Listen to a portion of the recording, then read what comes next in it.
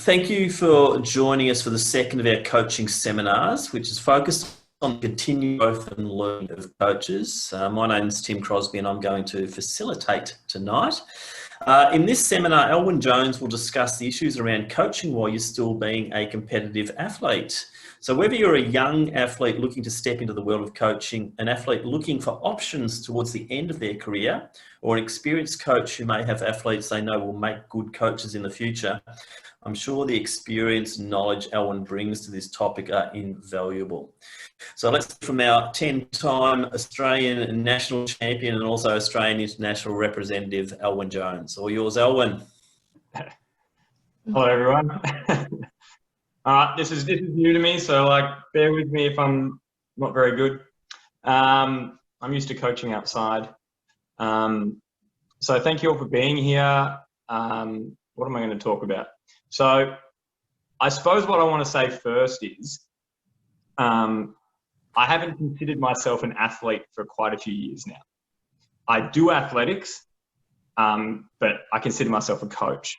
And I think when I go into a bit more detail, there's some very important factors that show that I haven't been an athlete for a long time, even though I still competed and I've still done some okay results, but I'm definitely not an athlete.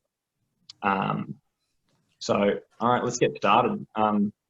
Maybe get to the first slide, if that's. Yep, I'm on it now. Oh, you're on it. Sorry, I was looking at the wrong screen. All right, so I've called it the gradual transition from athlete to coach. And I could also frame this in another way too. And it could be, I could look at it as the transition from a hobby coach or a part-time coach to a more of a committed sort of full-time coach, or someone who's more there all the time. So I guess we can look at it in two ways, and that's kind of that's been my sort of progression. And that's sort of how I feel about, I guess, the last few years of my athletics and coaching. So the best way I can see is by, as a coach, I'm always asking myself questions. And as an athlete, I was always asking myself questions. And I think when I'm consistently asking myself questions and challenging myself, it helps me figure out what I'm doing. So when I look back, I was like, okay, what was I like when I first started coaching? And when I started properly coaching, it was probably 27 or 28. I'm 35 now. And I started with a young group, and they were probably between 11 and 13. And, it was fun. It was easy. I was training a couple times a week. But the things that I was always consistently thinking about was, why am I coaching? Is this going to affect myself as an athlete? I've got, this much energy to train and to recover and to prepare for competition. Am I stuffing myself up to get ready for comp? Am I doing the wrong thing? And those thoughts were always in my head when I first started. And so when I did coach, quite often I was thinking, oh, should I do these demos? Because I've got to train a bit later, or I did training earlier today. If I do these demos, maybe tomorrow. So that's what was going in my head. And it worked okay for a period because, I wasn't coaching very much and the commitment was quite low. And then if I jump to more so now, the questions I ask myself are completely different. So, everything all good? Oh, sorry. So the questions I'm asking myself are completely different now. So why am I competing? Am I doing the right thing by still actually, training? Is my training, is it affecting my athletes poorly? Am I too tired to coach? Am I giving enough attention to my athletes? Could I be doing more for my athletes? Am I being selfish? And they're the things that I'm constantly thinking now, because my athletes are now number one and myself is way back. I'm not thinking about myself pretty much at all. And I think that's how things have changed. And I think it's the same with when I classified myself as a hobby coach, until now where I consider myself, I hope I'm a proper coach. Elwyn, can I just jump in there? Can you recall a distinct time where it went from you being number one to your athletes being number one. Can you sort of hone in on a particular, was it after a championship or a performance where you thought, okay, now the athletes become the number one priority? It was a little bit more gradual, and it was like little tipping points, and it wasn't at exactly one time. So earlier on in the piece, like when I first started, I wasn't going to all their competitions. I would just, go if I could, if I was free. I wouldn't necessarily go to watch them at states or nationals if they made nationals, because they're young. So it was a little bit more of a hobby coach. And then when getting a little bit older, a little bit more committed, and then I'm going to more of their competitions. And that's when I think the first time it happened, I was competing at a series meet, and the junior nationals was on at the same time. And one of my athletes, Ao, he was competing, I think the day before, or something happened, and I didn't go to watch because I was thinking about, I wanted to rest, I wanted to prepare for competition. And I remember that was a real it really hit me afterwards. And I thought, what am I doing? Like, I'm coaching this guy. I want this guy to do well. And I sacrificed his performance. Like, maybe I could have helped him do better if I was there watching. Instead, I sat at home and chilled to prepare for myself. And that was when when it really hit me, and I went, I just don't know if I can do that again. I don't know if I can put myself before him or anyone else anymore. But it was just little things like that. So, yeah. I suppose that'll lead into my next slide anyway. So, Tilly, if you could skip to the next one. So what's this one? So, growing with your developing athletes. So I think that was the big one for me. So, luckily, the athletes that I started to coach started to get older, their commitment increased, and, they started to train more, and I then had to go, well, what am I doing here? I need to do more training sessions each week. We need to put on more sessions. I need to invest more emotional energy into these athletes. I need to be on the phone to them more. It's a lot more in depth than what it was before. And the environment that I had to create for them was more important. So I think that was the next stage when it was like, okay, I can coach essentially as a hobby coach for a bit, but then if I've taken them to this point and I want to get them here, I need to also develop, and I also need to put more effort and more commitment and more sacrifice. And I think a good example, which was was humbling, and it was a difficult thing for me to do. I coached a couple of boys when they were up to it till they were 14 or 15. And I could see at the stage that they needed what I provided them. I couldn't provide them what they needed most. And they needed an environment and a culture where they were surrounded by people that were older and a bit more professional. Because you could see that these two boys were sort of borderline, do we do the sport? Do we maybe go to basketball? And I looked at myself and I thought, well, I want to keep coaching these boys because they're great and I'm getting a lot out of it. But I can't provide them with the environment that I think is best for them. And I ended up sending them over to my old coach, Vasily, because he had a group that was older and more professional, and that worked really well. And I found it really hard to let them go, but that was one of the first times that I thought very specifically, what's best for them, it has nothing to do with me. I might have put in X amount of time, preparing them and training them, but it doesn't matter.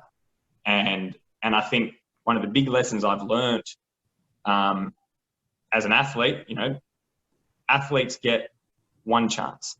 I get one chance to be a successful athlete. Coaches, well, I can coach until I can coach until I'm 100. And I've got many opportunities to coach many different athletes. It's endless at the end of the day. I've got a lot of opportunities.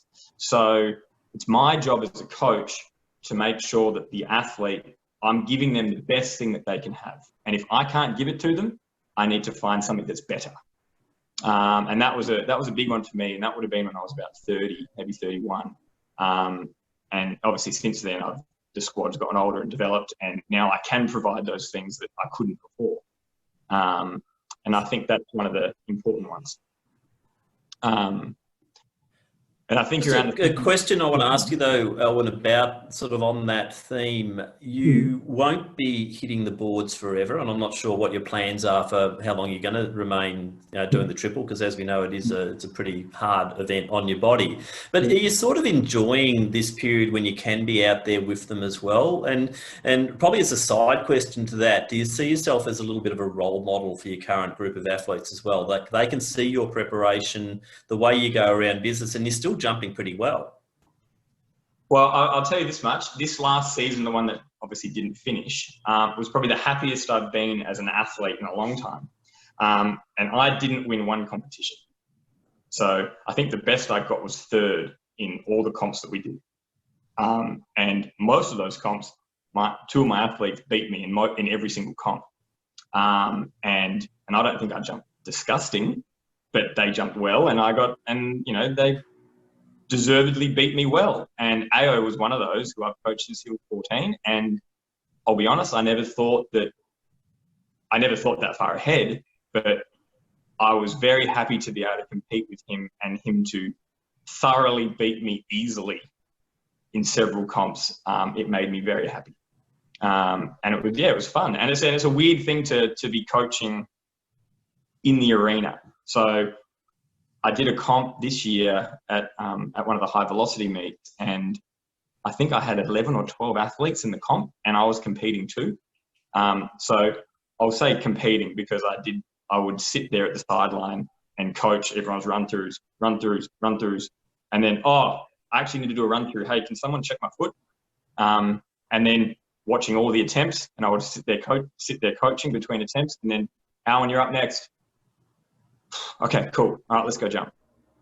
So definitely not like me, an athlete. I was just trying to wing it. But do you think sometimes though that your athletes can stand a little bit taller knowing that you're out there? It's actually a very good question. I've never actually asked. I've never asked my athletes that or not, because like if I'm not in the arena, I'm standing on the sideline coaching. So I suppose it's easier to talk to the athletes. The only time that it was tricky was not this last season, the season before, when AO was right on my heels. He was right at that point where I was like, okay, he's getting better. I would be coming first in the comp, and he would be jumping just before me on a couple of occasions, and I can't watch his jump because I'm on the runway behind him waiting to jump. So that was the only time when I was like, oh, this sucks. And a few times I just didn't go to the runway. I stood and watched his attempt, and then I'd run over to the end of to the start of the run up, and try and beat the 1 minute clock. Bit of an interesting dynamic for you, isn't it? That most of the competitors don't have to go through. One interesting thing that was once said to me as a coach was, and I found it really bizarre, and I haven't pondered on it too much since, but someone said to me, "Oh, how will you feel when someone breaks your PBs?" What are your thoughts on that one with a guy like AO? Would you be delighted if AO beat your PBs? Well, if he beats my PB, I'm a good coach. That was my response too. Yeah, I want him to kill my PBs. I want him to destroy me. That's literally how I've felt this whole time. I want every one of my athletes, to try and do better than me. So if that means I can get them to avoid the mistakes that I've made, and I can help them avoid, things that I've had to go through, and it makes them jump further, awesome. That's what I want. Have you found that different athletes deal differently with you in those, one side of the fence or the other situations? Have you got ones that definitely do need you over the fence rather than on the competitor's side of the fence? I don't think so. I think I would say that I've been lucky that most of my athletes are pretty self-reliant, they're confident, and whether I'm in there or on the sideline, we just seem to make it work. Like they're pretty good, and some that hasn't really been an issue. So adaptability is probably something that has to be bled into them at this point in time while you're in this phase of your career. I suppose I mean, my philosophy at the end of the day is like, if we do the good training and you do the good prep and, you know, you do good warm-ups, and it doesn't really, I'm just there to assist. And whether I'm assisting inside or outside, they know what they have to do. They know what their task is. And I'm just there to assist if need be. So I'm hoping that they're not too reliant on. I know that you're probably not too much into online coaching because you're in a much more technical discipline, but I've just noticed with a lot of our online coaching courses that we've been conducting during the COVID period, there's a lot of athletes have been doing those coaching courses in order to then go out and coach and maybe make a little bit of coin. Have you sort of got an opinion on the new dynamic of online coaching, or is it an area you're just not really familiar with? I mean, I think it's, if that's the only thing you can do and that's the necessity at the moment, I think it's great. I mean, I have people send me videos and I have to analyze their videos, and then, you know, we talk on the phone about the videos, and then we discuss, okay, next session, you got to focus on this and this and this. So that's my level of online, but I know actually watching and doing it at the time, I'm pretty not tech savvy. So I'm probably not at that stage yet, but I'm not against it. It's better than not doing it. Well, I suppose in saying that too, that, you know, it's highlighted the fact that yes, you have had to turn into an online coach to a certain degree. Absolutely. I mean, it's a lot more phone calls. It's a lot more program writing. It's very different. But you know, again, I think it's a pretty good challenge. I know that when I was younger, when my coach would go over to Europe for a couple of months each year, that was really hard for me to train on my own. I struggled, and looking back, it was really good at teaching me how to be resilient and how to make me more committed and try and, you know, get the most out of training when I was on my own. It was a really hard thing to do, and that's pretty much what I've done as an athlete the last few years anyway. I don't have a routine as an athlete anymore. I just train whenever I've got a free moment. You know, like if I'm coaching all day, it's like, oh, all right, well, I'm not training today. Cool, maybe I'll train tomorrow. Maybe I can train in the morning before coaching. See if I can sneak in 45 minutes. And that's, yeah, anyway. Do you think there'll be any permanent changes to your model due to what we've been through over the last 5 to 6 months? Has it opened up sort of some new avenues for you as a coach? To be honest, I hope not, because I love being out coaching my athletes, seeing them face to face, watching their movement, correcting as we go. That for me is like the real bread and butter. So I hope we can go back to something along those lines. But if not, then yeah, well, I mean, I'll have to adapt, I guess. We can always adapt. That's what being an athlete is. You have to adapt. You have to be creative and change if needed. So, you know, if we have to, we will. Excellent. All right, Alan, have you got anything more that you want to focus in on? Yes, we have. Yep. Yeah, I think I've got the next one more slide. Yep, let's talk through that one. Okay.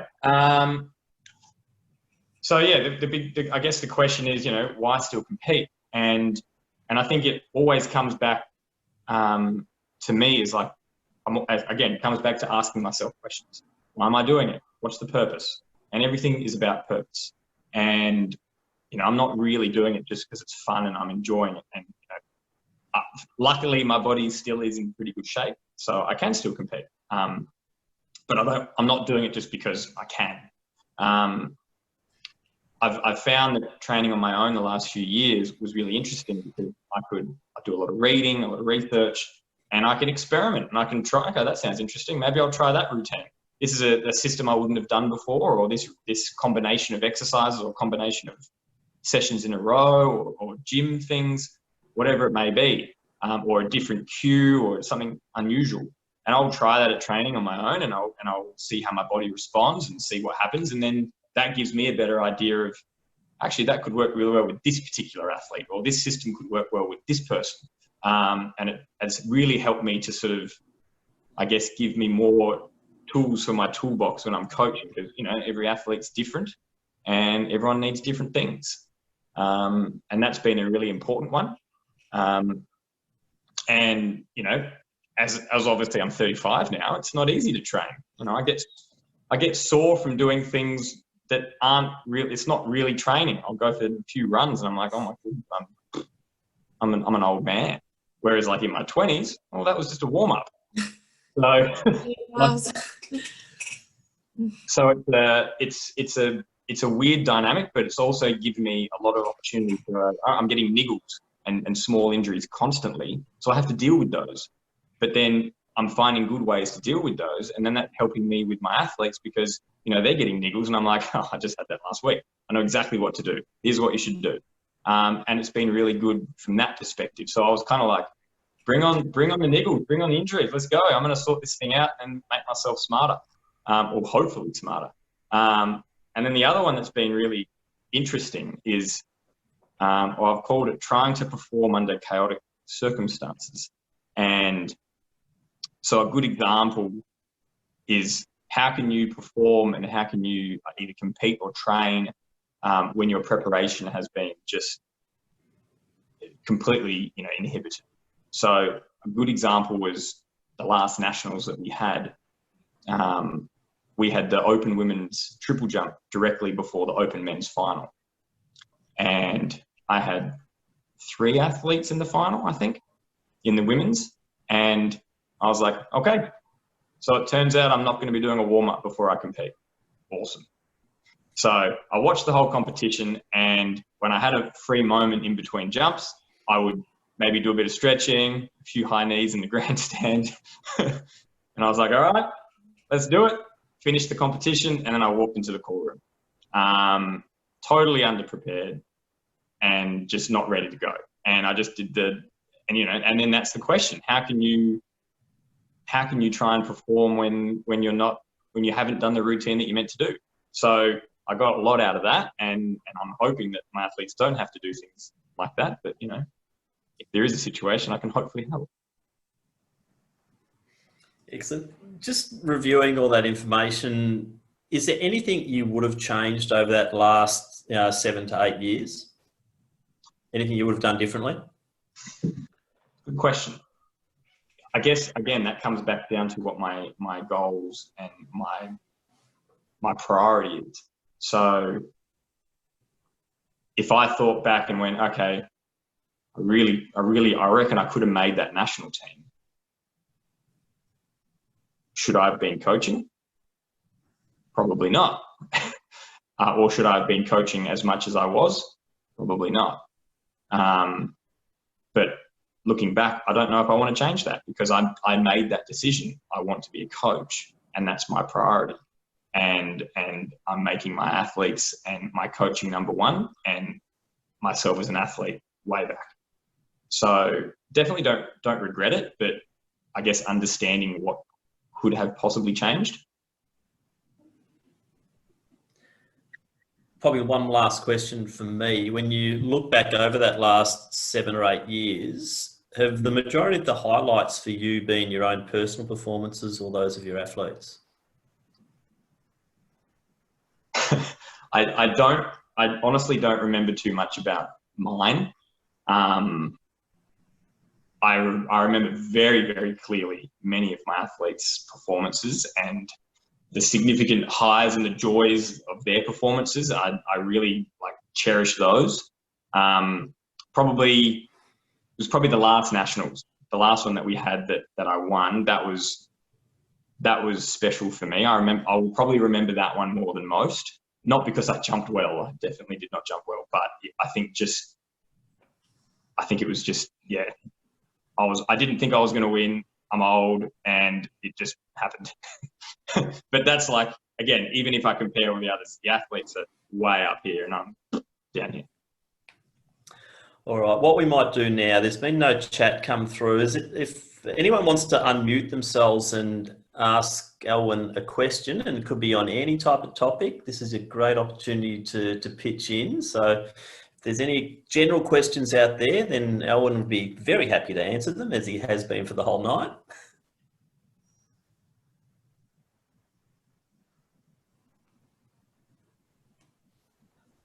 All right, sounds like we might have a bit of silence there, Tilly, so I'm not sure if we're going to get any general questions. Yeah, so sorry, Tim, I was trying to get mine unmuted. Sorry. All right, sorry, Tony, go for it. I was just going to ask, what was the thing that made you decide you wanted to coach rather than still compete as an athlete? What was there something that you went, I'm getting old and I really need to, and I want to help the future guys coming through, or was it just a case of this looks like a good thing to get into? A good question. Well, I'll frame it this way. I started coaching at schools when I was 18, 19. So I've always loved the idea of coaching and sort of trying to share things that I've learned. So it's always been there. But I think I started coaching not with any specific, like, I'm going to be a coach. It was just sort of, there were some athletes and I was coaching them, and it was, all good. But as I said before, it got to that point where they started to develop and they started to need more from me. And then that's when I had to sort of get hit with that choice of, do I move with them? Do I develop with them? Or do I go, no, I've taken them far enough. I'm not willing to go with them, down this path, find another coach. And I decided to go with them. And that was the choice I made. And it's just progressively gotten more and more serious as the years go on. Because what I thought was serious 5 years ago, it's significantly more serious now. Yeah, thank you. No. Any other questions? If not, I might just throw in one more, Alwyn, if you don't mind. The whole topic about professionalism of coaches in Australia, do you see this as a profession for you, or you've got to make money in other ways as well because coaching just doesn't cut it? I can say this in a few different ways, I guess. I tried to be an athlete for a long time and just focus on being an athlete, and lived on significantly low amounts of money. So I've been a very, very poor athlete in my life. So, do I need a significant amount of money to live? No. But would I like to be a full-time coach where that's what I do? Absolutely. That would be my ultimate dream and goal, would be, a fully employed full-time coach. I'm not that at this point. So I do obviously supplement my coaching in a lot of other areas. But I mean, yeah, that's the ultimate goal.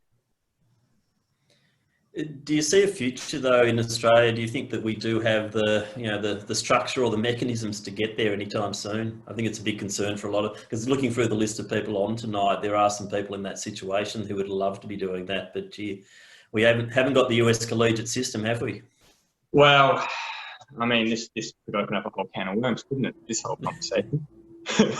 But I guess being politically correct, I think it is probably difficult. But I do also believe that that coaching and good coaching is the real lifeblood of the sport. And without good coaching and supporting good coaching, I don't see how our sport can get better. And I think while there's a lot of awesome coaches out there who don't have that much support, and what a surprise that we haven't got the significant depth in place, because we haven't got enough coaches who are supportive. I just think it's really important. But I guess that's a much bigger conversation. Yeah, it is, but I'm sort of happy to have raised it, and I think I could see a lot of virtual heads nodding out there in the audience when you were saying those things. So, look, if there's no other questions from the floor, I'd just like to say a big thank you to Alwyn for giving us his time in preparing this presentation, and also tonight for making time to come on board. And thank you to Tilly Scott for her running of the session in the background. She always does a magnificent job. And to everyone who's come in tonight, and for those who are listening online when we go to the video production, I hope you've enjoyed our little chat with Elwyn Jones, who's contributing so much, has continued or has done in the past and will continue to do so in the future, a big figure in Australian and Victorian athletics. So thank you so much, Elwyn. No, thank you.